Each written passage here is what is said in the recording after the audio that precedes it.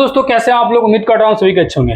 एक छोटी सी अपडेट है, आप सभी ध्यान से सुनिएगा। जितने लोगों ने फर्जीवाड़ा किया हुआ है टियर 1 और 2 में और आने वाले समय में अगर सोच रहे हैं तो आप सभी सावधान हो जाइए। आप पे जो है खतरा मंडराना शुरू हो गया है और ये संकट की घड़ी आ चुकी है।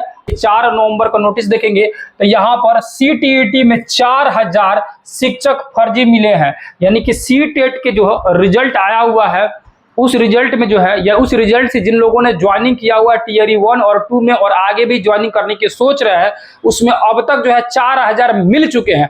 आगे कितना मिलेंगे उसकी तो गारंटी नहीं है, लेकिन 4000 मिल चुके हैं और 3000 लोग डॉक्यूमेंट्स वेरिफिकेशन में आए ही नहीं। जिनका रिजल्ट आ गया था, जब DV के लिए बुलाया गया था तो भाग गए।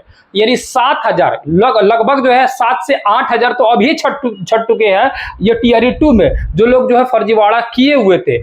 अब इन लोगों की जांच हो रही है और इन लोगों पर अगर जांच साबित हो जाती है तो याद रखिएगा उनको जो है बड़ी समस्याओं का सामना करना पड़ सकता है। ठीक है, अगर फर्जी डॉक्यूमेंट्स लेके वहां पर ज्वाइनिंग किए हैं उन लोगों को पकड़ा जा रहा है। यहाँ नोटिस देखिए, टियर 1 और 2 दोनों की जांच चल रही है और उस जांच में जो है जो लोग भी संदिग्ध पाए जा रहे हैं उनको जो है निकाला जा रहा है, उनको जांच किया जा रहा है। यहाँ CTET का मामला क्या है इसको समझते हैं थोड़ी सा। आप सभी ऑलरेडी जानते होंगे, जो नहीं जानते होंगे ध्यान से सुनिएगा क्या है CTET का मामला।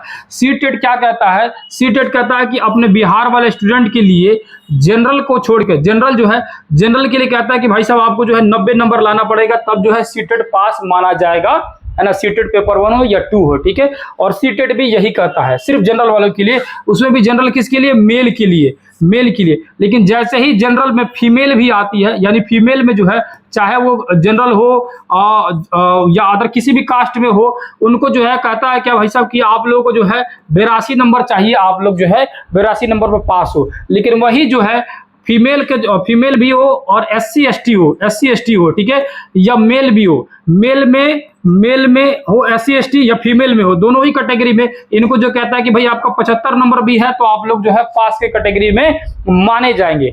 ध्यान समझिए क्या मैटर है। तो इस मैटर में क्या है, यानी कि जनरल कैटेगरी का मेल का ओनली, यानी जनरल कैटेगरी मेल का ओनली जो है अदर स्टेट वाले इसी कैटेगरी में आएंगे।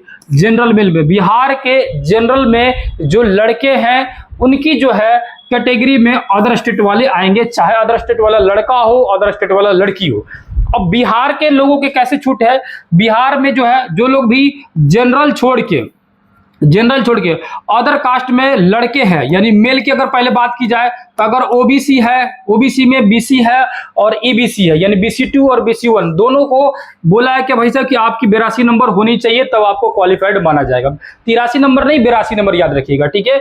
वही SC ST को कह रहा है कि भाई साहब आपका 75 नंबर भी है तो आप लोगों को क्वालिफाइड माना जाएगा बिहार के नियम के हिसाब से, ठीक है। अब वही फीमेल क्या कह रहा है? फीमेल क्या कह रहा है कि भाई साहब कि फीमेल जो कह रहा है कि अगर वो जनरल भी हो और OBC भी हो, यानी BC1 और BC2, इन दोनों को बोला है कि भाई साहब कि 82 नंबर भी आपका है तो आप लोग क्वालिफाइड मानी जाएंगी। 82 नंबर पर जो है आपको जो है सिलेक्शन ले लिया जाएगा। और वही जो है आप SC ST में है तो आपका जो है 75 नंबर भी मान लिया जाएगा, 75 नंबर पर भी आपका जो है सिलेक्शन मान लिया जाएगा। CTET मतलब क्वालिफाइड मान लिया जाएगा, ठीक है। CTET क्या मान लिया जाएगा? क्वालिफाइड मान लिया जाएगा।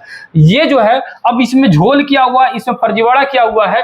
हुआ क्या है, अदर स्टेट की महिलाएं, अदर स्टेट की गर्ल्स के नाम पर ये छूट ले ली है 82 नंबर वाला और 75 नंबर वाला अदर स्टेट की।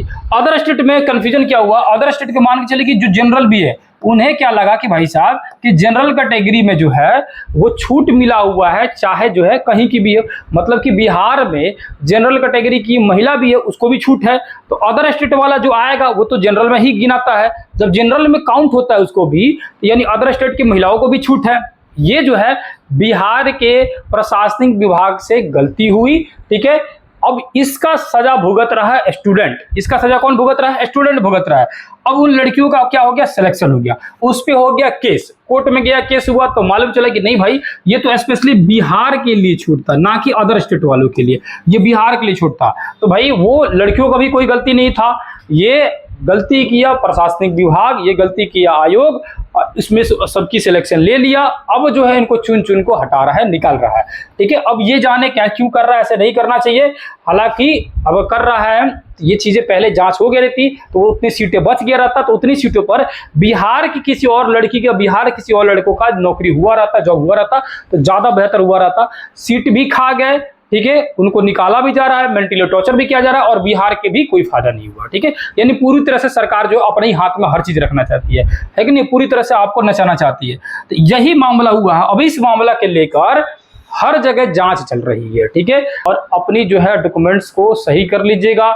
जो लोग ऑलरेडी ज्वाइनिंग कर चुके हैं वो लोग जो है पहले से रेडी रहिएगा डॉक्यूमेंट्स लेकर। अपना जो है जो भी उपाय करना हो, जिस तरह का भी करना हो, आप सभी जो है रेडी रहिएगा। कहीं भी बात करके किसी तरह का अगर कोई दिक्कत होगा तो अपना जो है कोर्ट से वगैरह से एफिडेविट बनवा के तैयार रहिएगा।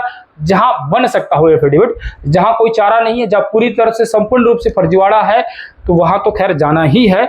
लेकिन अगर आपको लग रहा है कि आपका डॉक्यूमेंट सही है, मिस्टेक किसी और से हुआ है, तो आप जो एफिडेविट बनाइए, कोर्ट से पिटीशन डालिए, जो भी करना है कीजिए, लेकिन अपनी डॉक्यूमेंट जो है सही कर लीजिए।